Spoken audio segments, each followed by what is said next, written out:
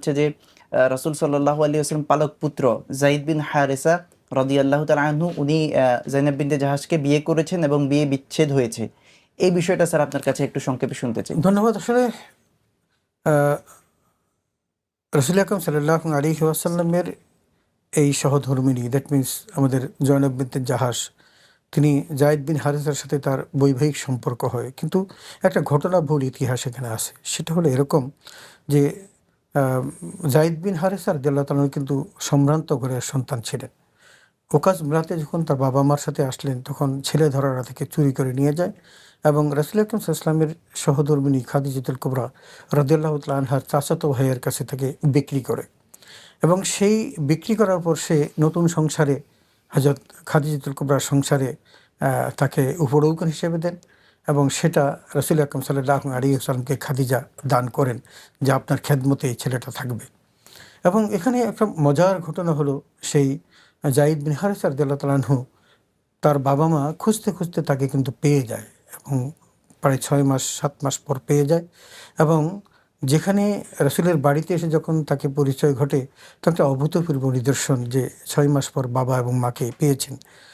এই অবস্থায় তাদের আপ্যায়ন করে রাসূল সাল্লাল্লাহু আলাইহি ওয়াসাল্লাম যখন বিদায় দিচ্ছিলেন, যায়েদ বিন হারেসাও কিছু দূর পর্যন্ত গেলেন, কিন্তু পিছন ফিরে তাকিয়ে রাসূলের চেহারা দিয়ে তাকিয়ে আর সহ্য করতে পারলেন না।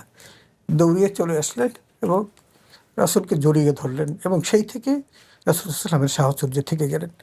একটা সন্তান 6 মাস থাকার পর এমন কি করলেন রাসূল সাল্লাল্লাহু আলাইহি ওয়াসাল্লাম, তার ব্যক্তিত্ব কীভাবে ভালোবাসলেন সেটার প্রমাণ যায়েদ বিন হারেসা রাসূল আকরাম সাল্লাল্লাহু আলাইহি ওয়াসাল্লামের দরবার থেকে গেলেন আর বাড়িতে বাবা মার সাথে গেলেন না।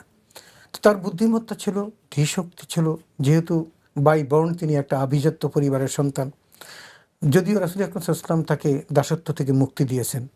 তো 625 খ্রিস্টাব্দে রাসূল আকরাম সাল্লাল্লাহু আলাইহি ওয়াসাল্লাম জয়নব বিন জাহাশকে জায়েদের সাথে বিয়ে দেওয়ার ব্যবস্থা করলেন এবং প্রস্তাবটা নবীজি নিজেই দিলেন। কিন্তু তখনকার প্রথাগত যে বিধান ছিল, সেই বিধান অনুসারে একটা জায়েদ, সে যদিও এখন মুক্ত কিন্তু একসময় গোলাম ছিল, এই সম্ভ্রান্ত করে একটা কন্যা তার সাথে বিয়ে বন্ধনে আবদ্ধ হতে পারে না।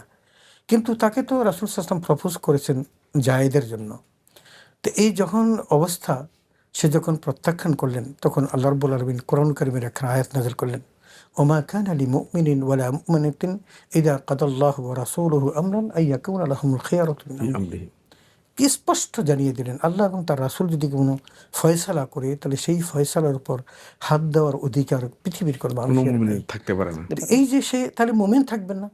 তো এই কথা যখন বললেন, সে বুঝতে পারলেন, তারপর বিয়েতে রাজি হলেন এবং বিয়েটা অলরেডি হয়ে গেল।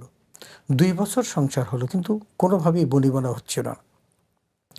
রাসূল আকরাম সাল্লাল্লাহু আলাইহি ওয়াসাল্লাম জায়েদকে বুঝালেন এবং বললেন, তুমি এটা কন্টিনিউ করে যাও।